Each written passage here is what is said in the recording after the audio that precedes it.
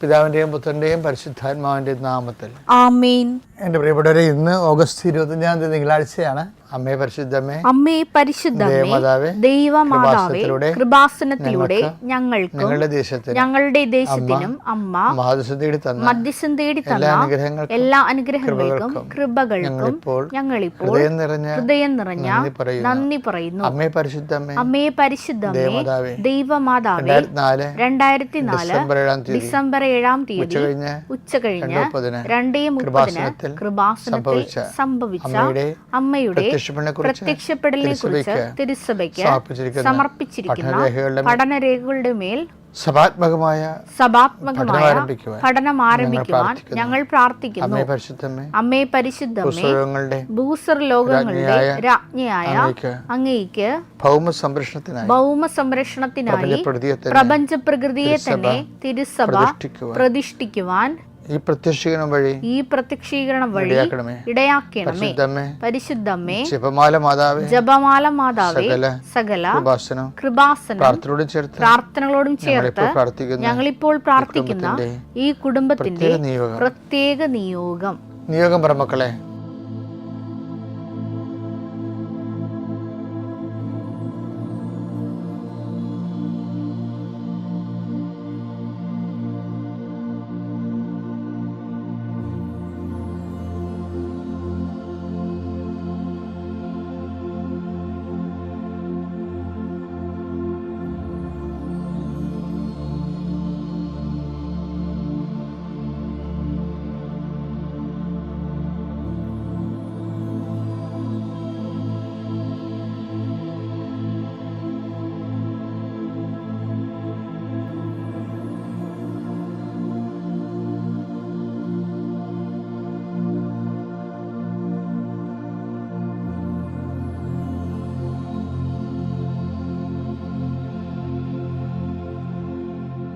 അമ്മയുടെ പ്രത്യക്ഷീകരണത്തിന്റെ ഈ അനുഗ്രഹവേളയിൽ ഞങ്ങൾക്ക് സാധിച്ചു തരുവാൻ കനിയണമേ.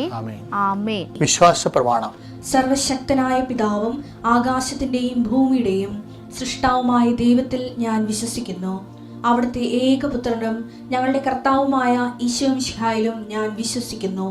ഈ പുത്രൻ പരിശുദ്ധാത്മാവിനാൽ ഗർഭസ്ഥനായി കന്യകാമറിയത്തിൽ നിന്ന് പിറന്ന് പൊന്തിയോസ് പീലാത്തോസിന്റെ കാലത്ത് പീഡകൾ സഹിച്ച് കുരിശിൽ തറയ്ക്കപ്പെട്ട് മരിച്ച് അടക്കപ്പെട്ട് പാതാളങ്ങളിൽ ഇറങ്ങി മരിച്ചവരുടെ ഇടയിൽ നിന്ന് 3-ാം നാൾ ഉയർത്ത് സ്വർഗത്തിലേക്ക് എഴുന്നള്ളി സർവശക്തിയുള്ള പിതാവായ ദൈവത്തിന്റെ വലതുഭാഗത്തിരിക്കുന്നു. അവിടെ നിന്ന് ജീവിക്കുന്നവരെയും മരിച്ചവരെയും വിധിക്കുവാൻ വരുമെന്നും ഞാൻ വിശ്വസിക്കുന്നു. പരിശുദ്ധാത്മാവിലും ഞാൻ വിശ്വസിക്കുന്നു. വിശുദ്ധ കത്തോലിക്കാ സഭയിലും പുണ്യവാന്മാരുടെ ഐക്യത്തിലും പാപങ്ങളുടെ മോചനത്തിലും ശരീരത്തിന്റെ ഉയർപ്പിലും നിത്യമായ ജീവിതത്തിലും ഞാൻ വിശ്വസിക്കുന്നു. ആമേൻ. സ്വർഗ്ഗസ്ഥനായ ഞങ്ങളുടെ പിതാവേ, അങ്ങയുടെ നാമം പൂജിതമാകണമേ. അങ്ങയുടെ രാജ്യം വരണമേ. അങ്ങയുടെ തിരുമനസ് സ്വർഗത്തിലെ പോലെ ഭൂമിയിലും ആകണമേ. അന്നു വേണ്ടുന്ന ആഹാരം ഇന്ന് ഞങ്ങൾക്ക് തരണമേ. ഞങ്ങളോട് തെറ്റ് ചെയ്യുന്നവരോട് ഞങ്ങൾ ക്ഷമിക്കുന്നത് പോലെ ഞങ്ങളുടെ തെറ്റുകൾ ഞങ്ങളോടും ക്ഷമിക്കണമേ. ഞങ്ങളെ പ്രലോഭനത്തിൽ ഉൾപ്പെടുത്തരുതേ, തിന്മയിൽ ഞങ്ങൾ രക്ഷിക്കണമേ. ആമേൻ. നന്മ നിറഞ്ഞ മറിയമേ, സ്വസ്തി. കർത്താവ് അങ്ങയുടെ കൂടെ സ്ത്രീകളിൽ അങ്ങ് അനുഗ്രഹിക്കപ്പെട്ടവളാകുന്നു. അങ്ങയുടെ ഉദരത്തിൻ ഫലമായി ഈശോ അനുഗ്രഹിക്കപ്പെട്ടവനാകുന്നു. പരിശുദ്ധ മറിയമേ, തമ്പുരാന്റെ അമ്മേ, പാപികളായ ഞങ്ങൾക്ക് വേണ്ടി ഇപ്പോഴും ഞങ്ങളുടെ മരണസമയത്തും തമ്പുരാനോട് അപേക്ഷിക്കണമേ. ആമേൻ. കർത്താവിന്റെ ഉന്നതമായ നാമത്തിന് സ്വസ്ഥം ചെയ്യുന്ന കർത്താവേ, 39 വർഷം ഞാൻ അർപ്പിച്ച കുർബാനയുടെ യോഗ്യതയാൽ കൃപാസ്ഥാനത്താരെ ജീവനോടെ പ്രത്യക്ഷപ്പെട്ട മാതാവിൻ്റെ മധ്യസ്ഥത്തിൽ വീട്, ജോലി, വിവാഹം, വെളിച്ചം, വഴികൾ, വെള്ളം, ഇങ്ങനെ ഒരു അടിസ്ഥാന കാര്യങ്ങൾക്ക് വേണ്ടി കർത്താവെ വിഷമിക്കുന്നവരുണ്ട് ഈശോയെ. വിവാഹം ഒത്തുവരാത്തവരുണ്ട് ഈശോയെ. ഒത്തുവന്ന വിവാഹം പോയതിൻ്റെ പേരിൽ സങ്കടപ്പെട്ട് നടക്കുന്നവരുണ്ട് ഈശോയെ. അതുപോലെ ഒത്തുവന്ന വിവാഹം നടത്തി കൊടുക്കാൻ വേണ്ടി സാമ്പത്തികമായ വിഷയങ്ങളിൽ ഓരോരോ വാതിലും മുട്ടിക്കൊണ്ടിരിക്കുന്നവരുണ്ട്. മുട്ടി പരാജയപ്പെട്ടിട്ട് മനസ്സും ശരീരം തളർന്ന് വീട്ടിൽ വന്ന് കർത്താവ് പരസ്പരം വഴക്കിടുന്നവരുണ്ട്. ഞാൻ അന്നേ പറഞ്ഞല്ലോ വിചാരിച്ചിട്ടുണ്ട്, നിങ്ങൾ ഒരു വഴക്കും ആരും തമ്മിലിടരുത്. കർത്താവ് നിങ്ങളുടെ കാര്യം തീരുമാനിച്ചിട്ടുണ്ടെന്ന ബോധത്തിൽ ഒരുമിച്ച് പ്രാർത്ഥിക്കാൻ കർത്താവ് നിങ്ങളെ ശക്തിപ്പെടുത്തിയിട്ട് പ്രാർത്ഥിക്കുന്നു. ഈശോ, ഈ കാലങ്ങളിൽ നഷ്ടപ്പെട്ടിരിക്കുന്ന കടലിൽ ജോലി നഷ്ടപ്പെട്ടവരുണ്ട്, കാർഷിക മേഖല തകർന്നവരുണ്ട്, പല മേഖലയിൽ മനുഷ്യനിങ്ങനെ എരിഞ്ഞ് പൊരിഞ്ഞ് ജീവിക്കുന്ന അവസ്ഥയാണ്.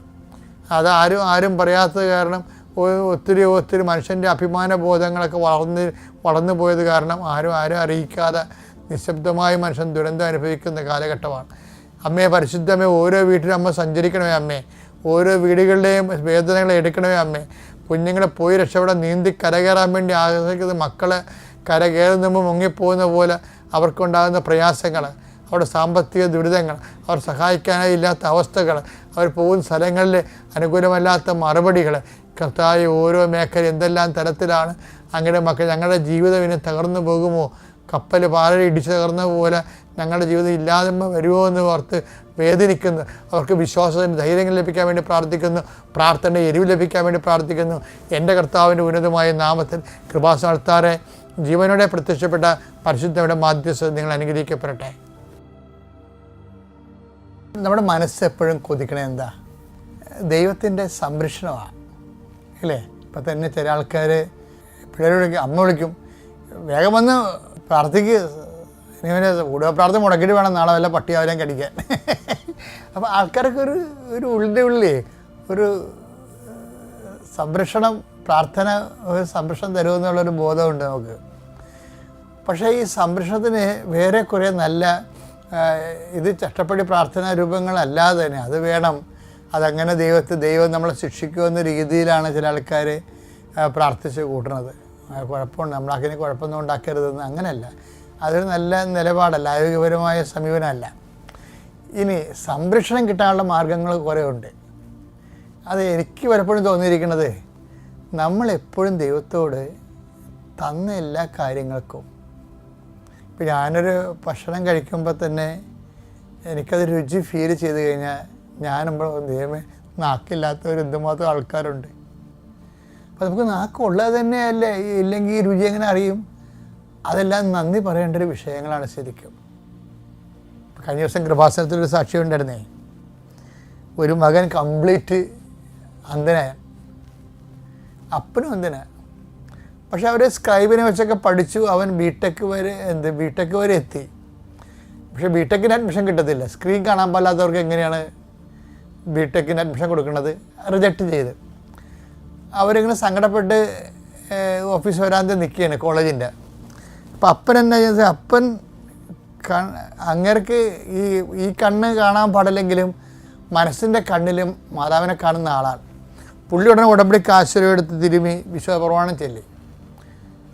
അപ്പോൾ ഉടനെ പെട്ടെന്നൊരു മുല്ലപ്പൂവിൻ്റെ ഗന്ധവുമായിട്ട് ആരോ പുള്ളിയുടെ മുമ്പിലൂടെ പാസ് ചെയ്ത് കുറച്ച് കഴിഞ്ഞപ്പോൾ ഒരു ലേഡിയുടെ സ്വരം അവിടെ കേട്ട് തിരിച്ചു വന്നപ്പോൾ 5 മിനിറ്റ് കഴിഞ്ഞപ്പോൾ ഇതാ നിങ്ങളുടെ അഡ്മിഷൻ എന്നും പറഞ്ഞ് ഒരു ചേച്ചി കൊണ്ടുവന്ന് ഈ കൊച്ചിൻ്റെ അഡ്മിഷൻ റെഡിയായി കൊടുത്തു.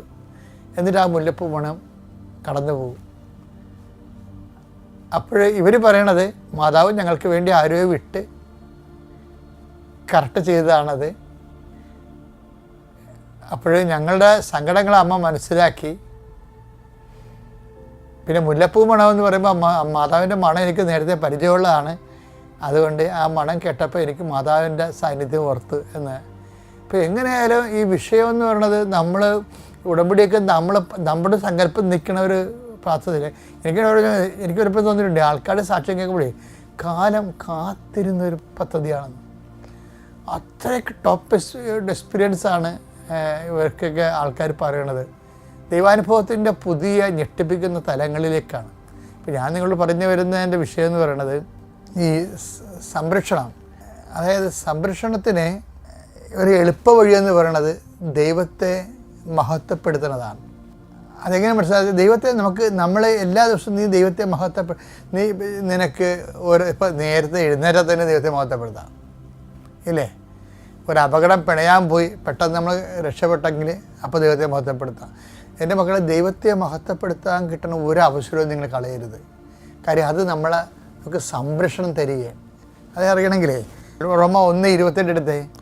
ദൈവത്തെ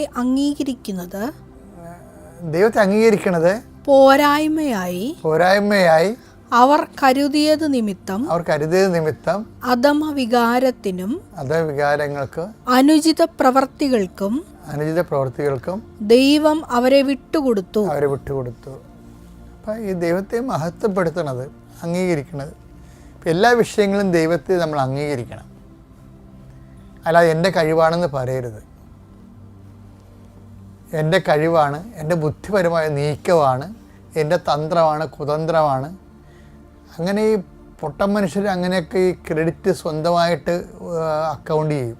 പക്ഷേ എന്താ പറ്റുന്നത്? സംരക്ഷണം പോകും.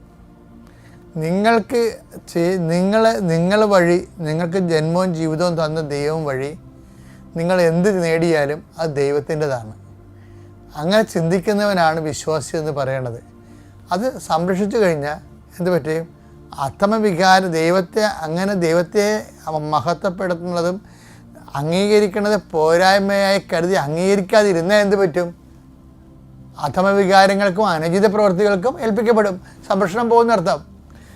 അപ്പോഴേ ദൈവത്തെ നമ്മുടെ ജീവിത മണ്ഡലങ്ങളിൽ നമ്മൾ നേടുന്ന നേട്ടങ്ങളിൽ ദൈവത്തിൻ്റെ സാന്നിധ്യത്തെ നമ്മൾ വിളിച്ചു പറയാതിരുന്നാൽ സ്വാഭാവികമായിട്ട് സംരക്ഷണം പോകുമ്പോൾ എന്ത് പറ്റും?